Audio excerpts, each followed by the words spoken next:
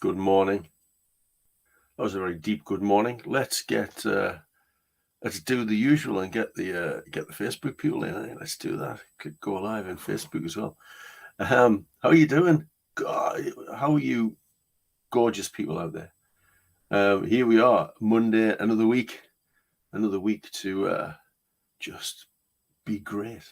Yeah, just another week to be great and do whatever we do, be whoever we are, and just become better versions of ourselves if we can, eh?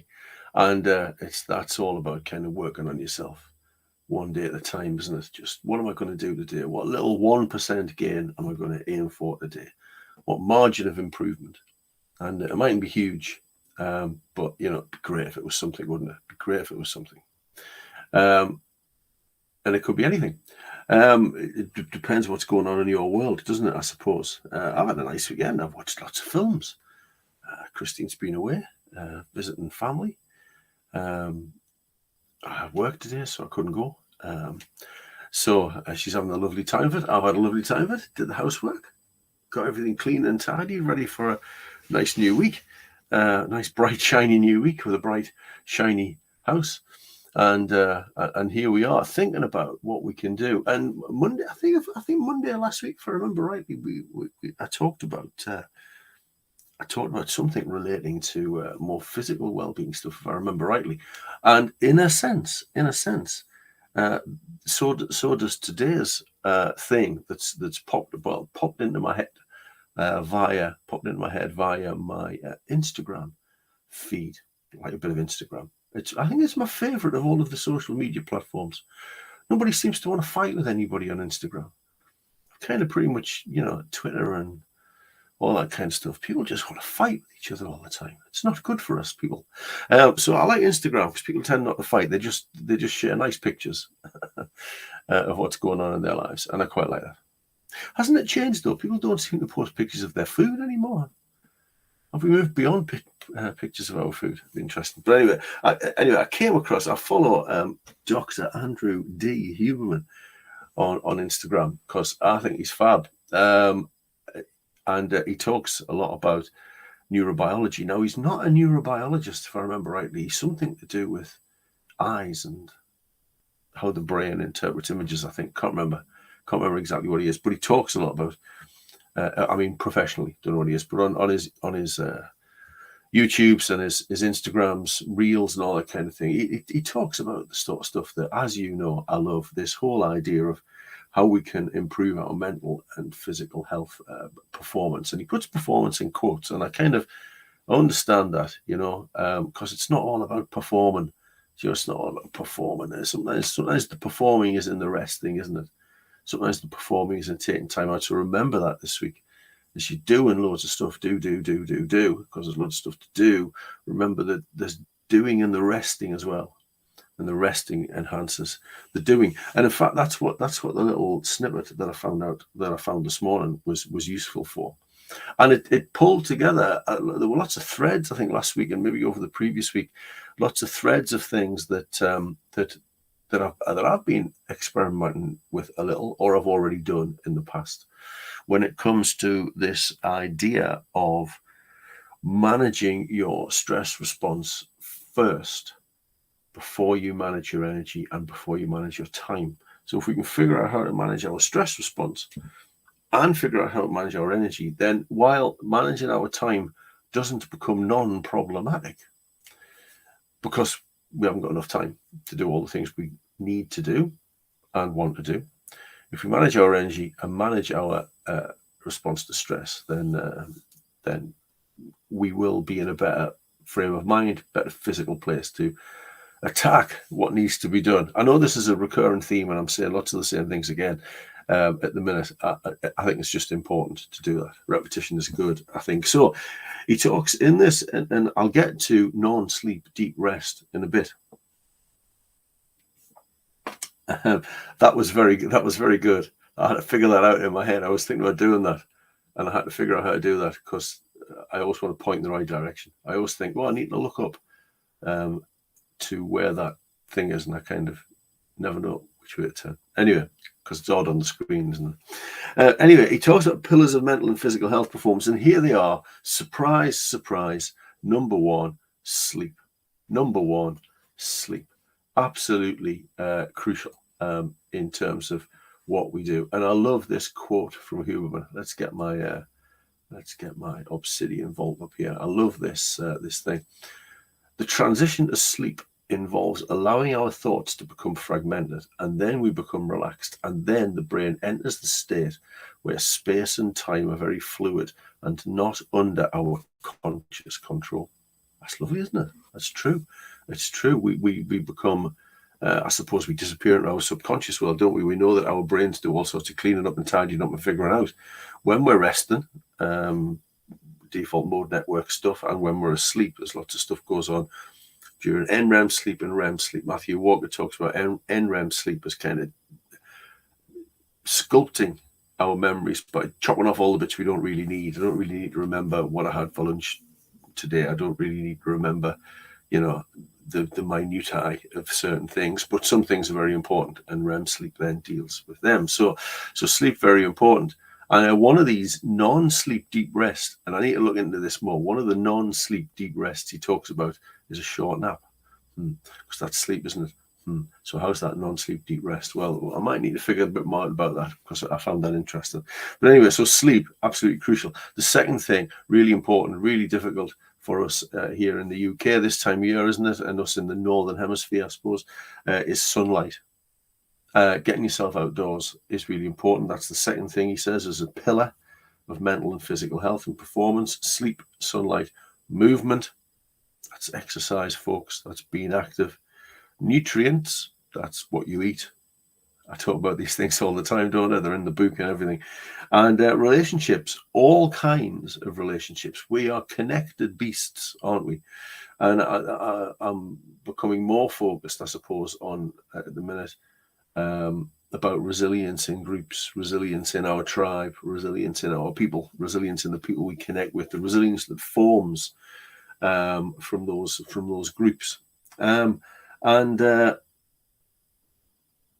it's also that relationship with self. You cannot be what you cannot see, and you become what you tell yourself. Self-talk is a very powerful kind of thing, so that's really important. And then he talks about amplifiers. So those are the things to absolutely get right. And here he suggests two things, one of them being non-sleep deep rest, and the other one being cold exposure. I mean, we've seen Wim Hof, I've talked about this, and he says 1 to 5 minutes around wakening, he suggests. I've not tried that. I normally do it in the middle of the day. I normally do when I've been doing this. I've been doing it at lunchtime during my lunch break. When I've got the time, when I can, take sufficient time, maybe 40 minutes or whatever. I've been 10 minutes on the Shakti mat, and then a cold shower. Well, a normal shower, and then a cold shower. I'll tell you about it. And then back to work. And I'm finding on an afternoon, I'm feeling really invigorated. I'm a snoozy fella on an afternoon. Afternoons are not a good time for me to be productive. The worst time of the day, that bit between maybe 2 and about 4, not good. And so I've been doing this thing. I've been on the Shakti mat, and then and I've then gone and had a shower. And then at the end of the shower, so a normal shower, this is what I do, normal shower. Then once I'm finished the normal showering, washing myself, then I whop the water straight down, no messing about, straight down to fully cold, and do about a minute front of my body, head, face in front of the body, and then a minute one side, minute back, minute the other side, and then out. And it's brilliant. It's absolutely amazing. Absolutely amazing. It's I don't know whether it's because I've been on the Shakti mat before, but I have found it quite difficult in the past to do this. But I don't know whether being on the Shakti mat for 10 minutes beforehand relaxes me already. So I've already detached mind from body. And then so when I get under the cold water, it's not as big a kind of shock to the system. maybe I'm more relaxed. I don't know, but certainly I've struggled with that in the past, especially on your back. Oh, God, it's freezing when it goes on your back. But now I'm finding it's freezing, and it's like, oh, that's lovely. That's really nice.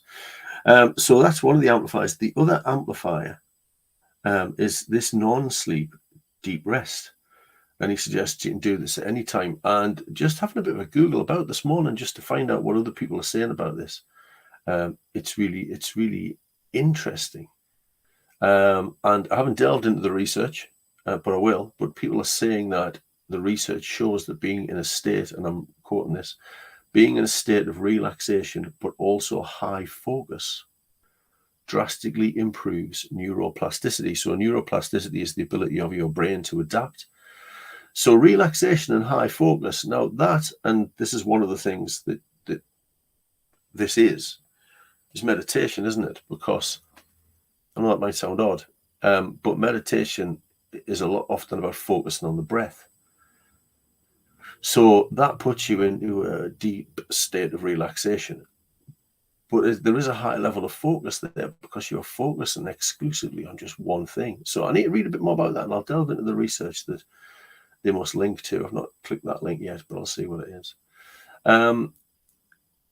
People talk about self-directed states of calm through mental focus, saying that it improves learning, helps you relax, reduces stress, and helps you fall asleep more easily. And I can vouch for that. You know, never mind the research. One research participant, me, done that, do this, and it really helps all them things. So the short nap aside, because I'm baffled by that, so I need to go and see what Huberman's saying about that, because he says a short nap, 20 minutes or less, and I know 20 minutes or less is the kind of gold standard for napping, because any more than that, you run the risk of going into deep sleep. Will put you into a state of non-sleep deep rest. Now, thinking about this is really interesting, because sometimes Christine laughs at me, you know, because I love shutting my eyes at lunchtime, and sometimes it's only for a few minutes. And other times, if I've got the time, maybe a bit longer. I don't often have the time, but if I've got the time, it might be a bit longer. And sometimes I say, no, I don't need to go to sleep. I just need to shut my eyes and switch everything off. And I wake up is probably the wrong term.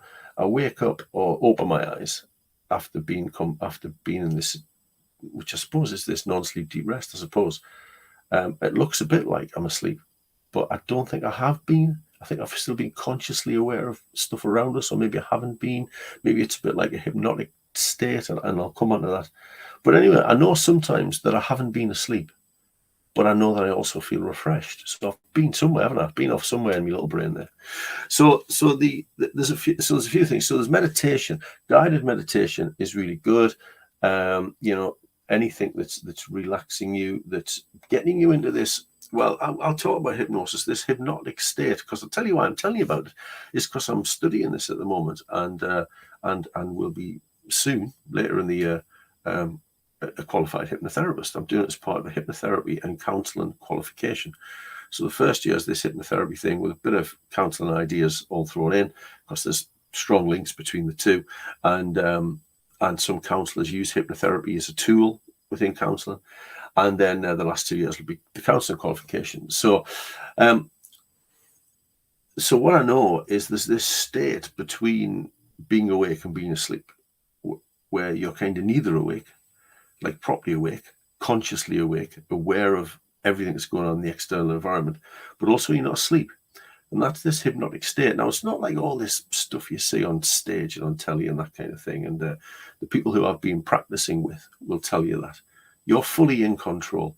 The person who's the therapist who's getting you into this state, this hypnotic state, can't get you to do anything you don't want to do. It's not like that. That's not how it works. That stage hypnotherapy, I'm sure, relies on similar things, but is different, you know.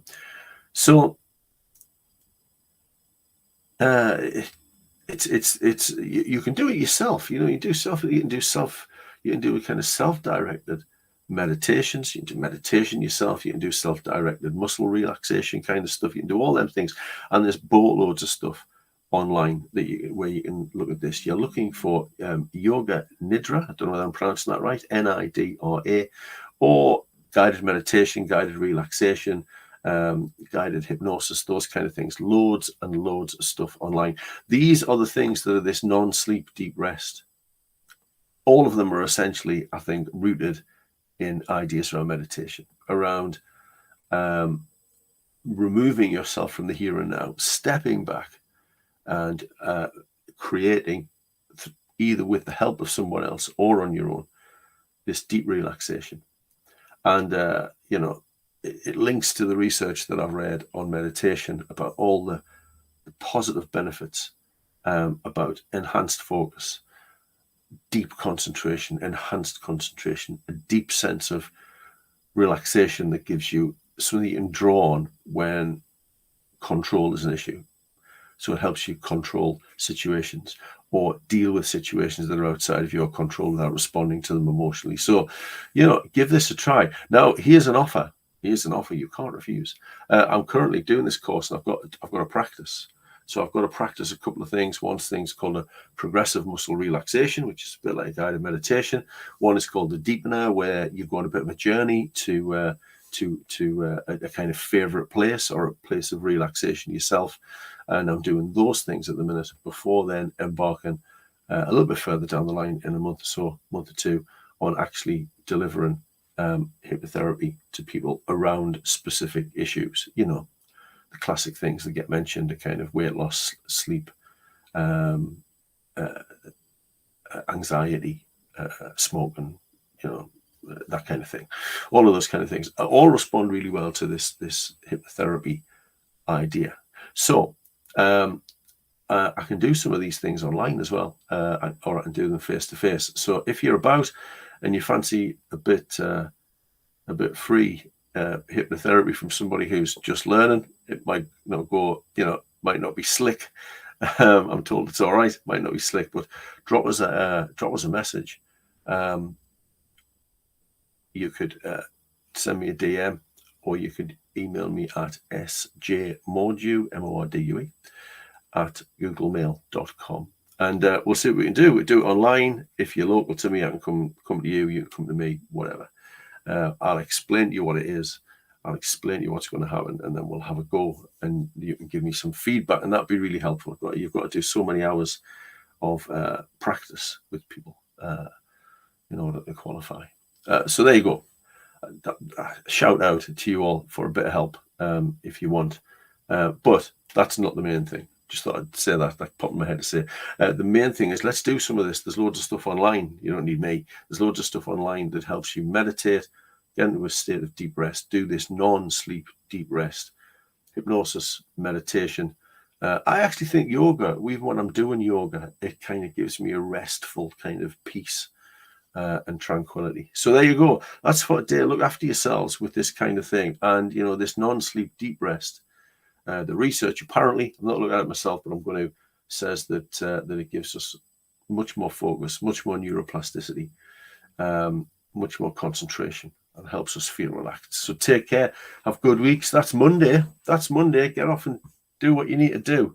And we'll come back and hopefully see you on Wednesday. All right. Okay. Take care.